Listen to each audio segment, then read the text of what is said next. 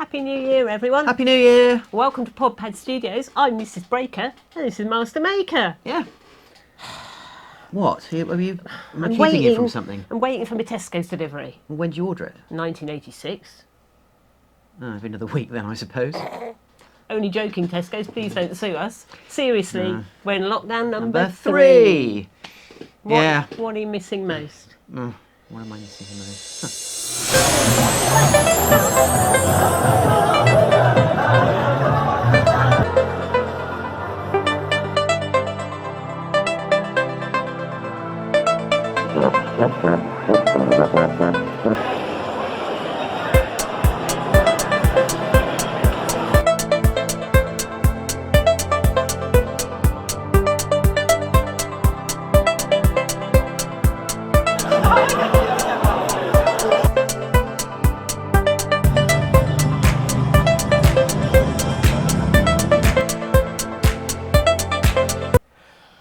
Yeah, I'm really missing all that as well. I mean, Bronwyn.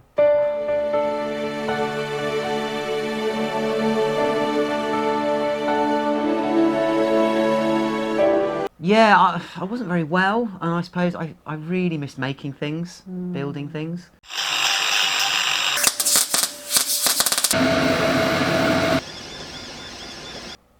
Oh, yeah. Yes, you weren't very well, were you?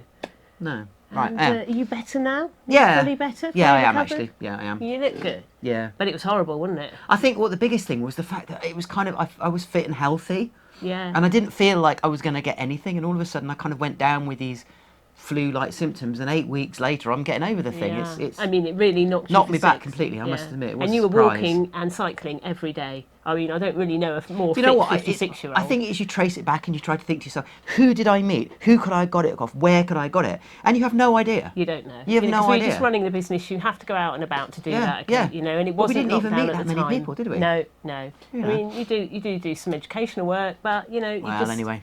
Anyway, it's done. You're better. Yeah. It's good. Keep safe, guys. Yeah, Keep stay away safe. from each other. Minimise your contact if you can, because you really don't want it. You don't underestimate it. You don't know how it's going to affect you. No, Now, I know everyone's people are different. like, obviously Yeah. there's been some really tragic cases, but there's also a lot of blasé about it. Oh, I just got a few sniffles and that was it. You don't know. Yeah. You don't Some know. people do get it very mildly, but Yeah. some people, even the really fit ones, get it very badly. You don't know. And it was pretty catastrophic for us as a business for the last 2 months. Yeah. Couldn't really do anything. Anyway. Only two of us. So how do you think it's going to affect the convention scene and the event scene going forward? I mean, there's a lot of caution out there for me, I'm thinking. I think it's really difficult because government is saying they're going to vaccinate everybody by the end of the autumn. And these are the very people that are going to go to the events. The younger people maybe, you know, and working people. the problem is going to be confidence. The problem is going to be if you're an event organiser and you're running an event and you're paying deposits and you're putting money into these things and you don't have the confidence in the fact that people actually might not turn up, or even worse, we've got social distancing still. Yeah. Which is realistic. We could have social distancing for the rest of this long year. Time. Social distancing limits the number of people you can get to an indoor event or even an outdoor event, and then the economics of it don't work. You can't have a huge event with lots of attractions that cost money to hire and lots of signers and people like that if you can't actually get the people through the gates. And it takes about 6 months at least to organise. Because obviously we see a lot behind the scenes, and we see, you know, these are not cheap to put on these events, and there's a lot of outlay, a lot of time, financial and money, outlay, and time. And if you're not going to recover that money, and you're not confident in the fact that you're going to get X number of thousand people through the door, or you can't because you're restricted. Yeah, you won't. And So, I think organisers are quite upset with having to refund and refund and refund. It's a lot of time, a lot of effort.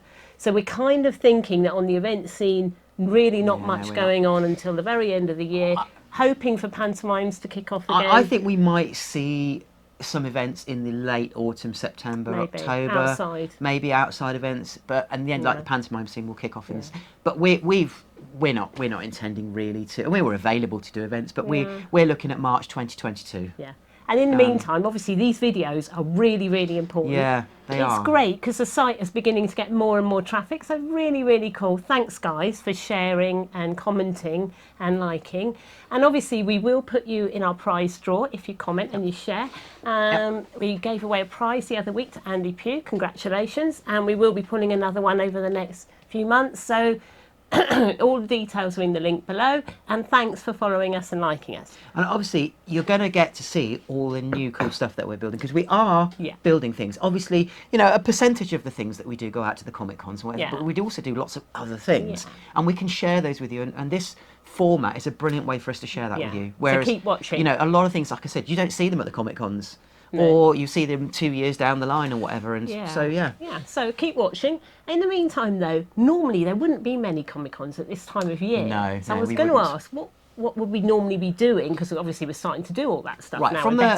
So the Comic Cons, what we tend to do is December we generally stop doing those kind of public events, and we pick them up generally about kind of early March. So that we aim to have kind of 2 to 3 months of clear building time. And that might be that we've got a lot of commission work that we need to get through, or other work that we need to get through, or we need to start building and changing our own personal collection, which is what you see when you go out on the Comic Con. So it could be that we've got one negative, I suppose, well, not negative, maintenance. We have a lot of maintenance. Battery charging and looking after the props that we've got, because obviously in that time we winter them all, so especially the bigger vehicles. Although the solar panel project is going to be good. You have been going on a lot about battery charging, and at this time of year, it's a master maker classic moan, I've got to charge everything, and he's tromping in and out of the studio, wiring things and plugging things in, and keeps forgetting to uncharge them. But that's going to be solved, because we're going to launch, and we'll do this here so you guys can see, a huge big solar panel system. And then the idea being is that basically we can bring a prop along, we can just plug it in, and the solar system just charges it. And what was that other thing you done the other day with a bit of big wire and a plug and disconnection? Battery isolators. The problem is, a few of our vehicles, we have to winter them. And what that means is you're basically taking a vehicle and you're taking it, not off the road, but you're not running it. No. And the problem is you've got batteries sitting idle for 3 months, you've got other things, and that generally tends to kill things. Those people that have cars and they put them in garages for 3 months will know about all this. So we fit battery isolators to all our vehicles. I thought it's to do with COVID, like a battery isolation process. No, well, it kind of does. It isolates the battery from the car or from the vehicle. So the batteries have to socially distance. Anyway, I've got a bit of footage. Watch this, and it explains it. Right, battery isolation circuits, or kill switches, as people call them. Now, they come in lots of different shapes and sizes, from small switches to these bigger switches, which we use in vehicles. What's their purpose? Well, the point of a battery isolation switch is exactly what it says it is to isolate the battery. When we're building things like robots or vehicles, cars, whatever we might be building, we fit a battery isolation switch, and we fit it for one primary reason, and that primary reason is safety. There is a secondary reason to fit a battery isolation switch, especially in a vehicle, and that is this thing called parasitic drain. A bizarre word, really. Basically what it means, though, is current can be drawn from a battery, or even when the battery is not being used. Now, the way this works is a good example is a vehicle. You might want to put your vehicle into storage over the winter, you come back in the spring, you go to start your vehicle and you find your battery's flat. So you charge your battery up, and then you find your battery, because it's run completely flat, doesn't properly charge, so you need to put a new battery in. That can actually all be fixed by fitting a battery isolation switch. And what in effect is happening is, when the battery is connected to the vehicle is constantly drawing current from the battery. Two primary reasons for that are alarm systems, because they draw current from batteries all the time, and even when the ignition is turned off, and radio systems, they draw current from the battery as well, and that small draw in current is enough to flatten the battery over a period of months or weeks, actually, in some cases. So actually fitting one of these things, fitting a battery isolation switch, is going to save you loads of hassle, and probably even a brand new battery, which in the long term is going to be much cheaper. Now, as I said, we get asked a lot about what you should do and what you shouldn't do. Now, there are some guides here, some rules. If you're fitting a battery isolation switch, say something like this, to a vehicle, you'll notice they come with these big chunky terminals. They've got them on the back there. There is no point in fitting wire that looks like that to these big chunky terminals, because there's lots of current flowing through these wires. Now, if you go back over our previous videos, we did a whole thing on batteries and how current flows through batteries and all that kind of thing. And when you've got a lot of current through, you need big chunky wires. You need wires that look like this, not like this, because a wire like this is going to act more like a fuse, and it will burn, and then you've got a problem. So, big chunky wire. That chunky wire has lots of current to flow through it, and basically then, you know, you're really, really safe. Remember, all you're going to do is mount this as close to the battery as you can. And the process is incredibly simple. Now, here's one I've actually made up because we're just about to fit one to a vehicle. And you can see here, made this little wire up here. So this little loop here goes onto the negative terminal of the battery. This comes up, little kind of eyelet on there that I've put on there. That goes onto there, like that. And then what we can do is, we just very, very, you know, just mock this up. And then we've got another one coming off here.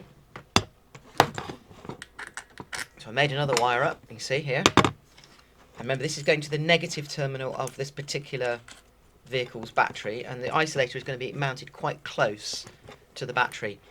And this goes off to the chassis. So basically what we've got now is the battery, the negative current from the battery is coming into here. It's been broken and then coming out of this wire, and this is the breaker. So when we activate this and turn this on, just can't do that, like that, we make the circuit. When we turn it like that, we break the circuit. So when we store it, we just break the circuit. And that is a battery isolator switch. And they all come in different sizes. This one, you turn it and you hit it to deactivate it. It's quite therapeutic, that, actually. There you go. And that one's a turn one. Some you can get release ones. But in essence, that is going to save your battery on your car. It's also going to be a great safety feature.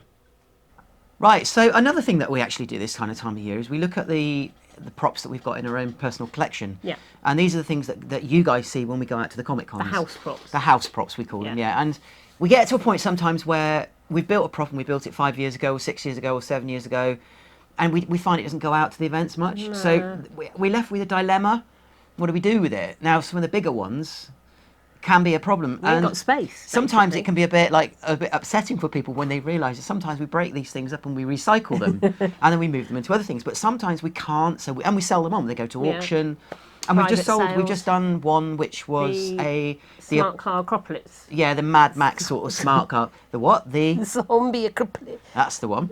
And that actually went to a brilliant company. We're going to catch up with them in the new year because they're going to take that vehicle. I'm not going to tell you what they're going to do with it. We can't say much about it. Because it's really, really cool what they're going to do with it. And it's very, very clever. But we do that. But we also, like I said, we have clear outs. Yeah, so we do sell. And the other thing we've got at the moment is the garden sculptures. Because last year we actually had quite a lot of little sculptures that Master Maker made. And they were from the bits that are left over from our larger props. So they're really cool.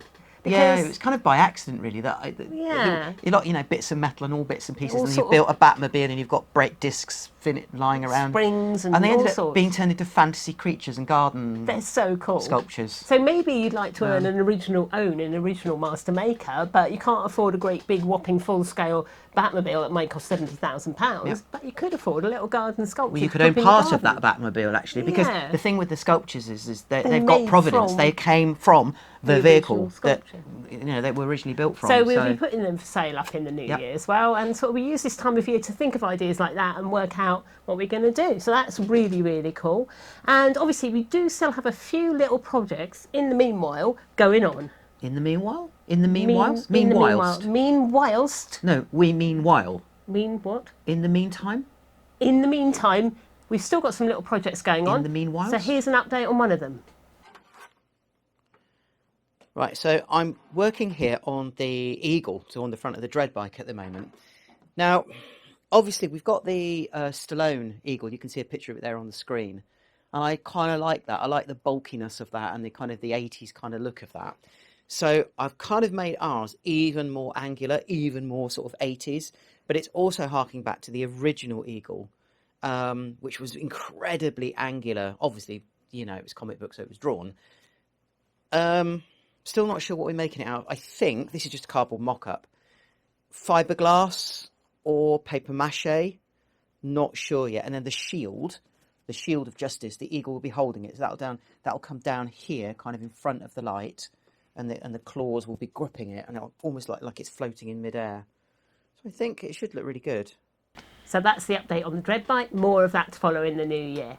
And now we'll leave you with some footage of our props in hibernation while we sit and dream of the summer.